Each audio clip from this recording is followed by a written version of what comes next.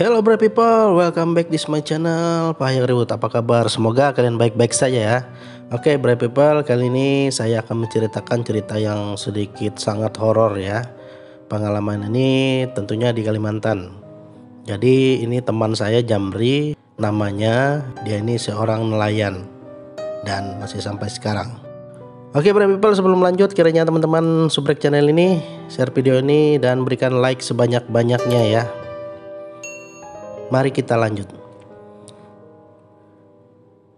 Jadi rutinitas si Jamri ini adalah dia setiap pagi dan sore mengangkat jala yang dibentangkannya di danau dan meletakkan segala macam perangkap-perangkap ikan yang ada di danau. Pada tahun 2017 lalu dia menceritakan hal ini kepada saya. Di pagi subuh, waktu itu dia terbangun, dia mau mengangkat jalanya sekitar jam 5 subuh. Ternyata di masjid ada pengumuman. Namun saat itu pengumumannya tidak terlalu jelas karena kebetulan rumahnya jauh dari masjid itu. Dan pada akhirnya Jamri memutuskan berangkat ke danau untuk menggunakan perahu kecil yang bermesin. Jadi kami sebut di sini di Kalimantan ini Alkon ya teman-teman. Jadi perahu yang mesinnya kecil. Nggak tahu kalau jenis dari teman-teman yang lain ya.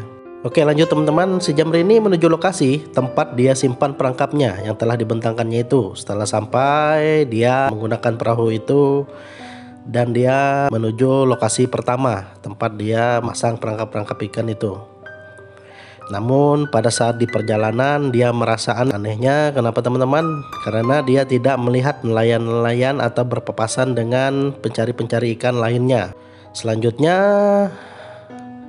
setelah dia mengangkat dari lokasi 1, dia pergi ke lokasi 2. Jadi si Jamri ini banyak lokasi tempat menaruh perangkap-perangkap ikan ya teman-teman.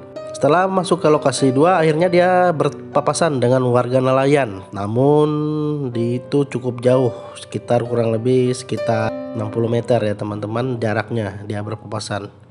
Jadi di sungai besar.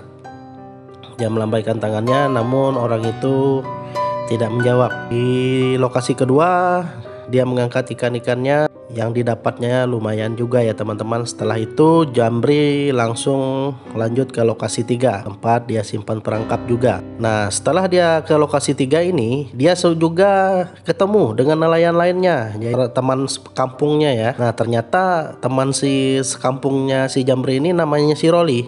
Jadi si Jamri ini bertanya, gimana pak hasilnya? Terus si Roli ini berkata, hasilnya sedikit pak.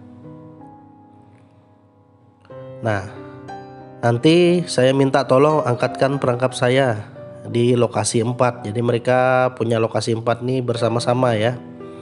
Jadi si Roli ini punya lokasi di situ, si Jamri pun punya lokasi di situ.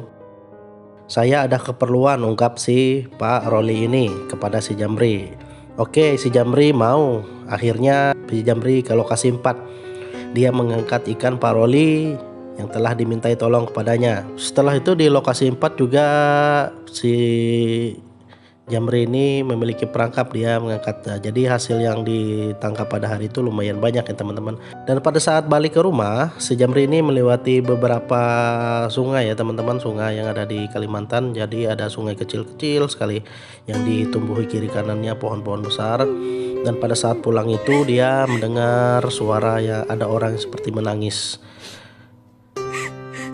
Dan akhirnya dia merinding teman-teman, dia menggaskan, dia langsung menaikkan gas alkonnya itu agar terburu-buru supaya dia cepat sampai. Nah, sebentar lagi dia cepat sampai, tiba-tiba perahunya ini seperti tertahan teman-teman. Masih jalan namun seperti berisi penuh. Dia tengok ke belakang, ternyata ada sosok hitam besar berdiri di belakang perahunya. Jadi perahunya yang kecil ini terasa berat. Dia tetap lurus saja sambil membaca doa. Dia sangat ketakutan sekali sampai membaca doa beberapa menit, mungkin sekitar 5 menit dia tidak mau melihat belakang itu teman-teman sebelum dia sampai. Pada akhirnya dia memberanikan diri untuk melirik dan melihat ke belakang perahu itu. Dan ternyata orang itu tidak ada. Dan pada akhirnya si Jamri ini sampailah di tempat lokasi tempat parkir para perahu-perahu nelayan ya. Nah pada saat itu dia berjalan pulang. Nah sebelum dia pulang ke rumahnya, dia harus melewati rumah Pak Roli dulu. Ketika dia berjalan, dia melihat dari kejauhan ada bendera ya, jadi bendera kuning. Dia kaget sekali. Dia melangkah terus, melangkah semakin dekat. Ternyata rumah itu rumah Pak Roli. Dia kaget sekali, siapakah yang meninggal. Pada akhirnya dia sampai di depan rumah Pak Roli dan dia bertemu temannya, si Hamdan. Hamdan, ada apa? Siapa yang meninggal? Loh, kamu tidak tahu? Iya, saya tidak tahu. Ternyata yang meninggal itu Pak Roli, katanya seperti itu. Kagetlah sekaget-kagetnya si Jumbri ini. Dan dia di dalam hati berkata, jadi siapa yang saya temui di danau tadi di lokasi 3? Kaget dia. Namun dia tidak menceritakan ini kepada si Hamdan ya. Langsung dia pulang ke rumah, langsung dia bertemu istrinya. Dan istrinya menyambut dia dan berkata, Pak, sebenarnya pengumuman tadi itu adalah pengumuman Pak Roli meninggal karena meninggal mendadak katanya. Jadi dia kaget dan dia berceritalah kepada istrinya bahwa dia mengalami hal-hal aneh di danau itu. Setelah itu akhirnya si Jamri berangkat ke rumah Pak Roli yang akan segera dimakamkan.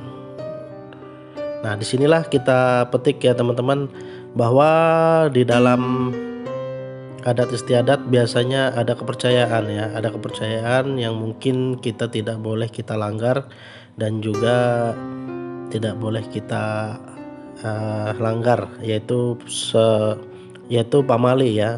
Memang ada beberapa desa yang mempercayai hal-hal ini, seperti contohnya kasus Jumbri ini. Jadi sebenarnya apabila ada seseorang yang meninggal di kampung kita tidak boleh bergerak, bekerja, nelayan ataupun berladang.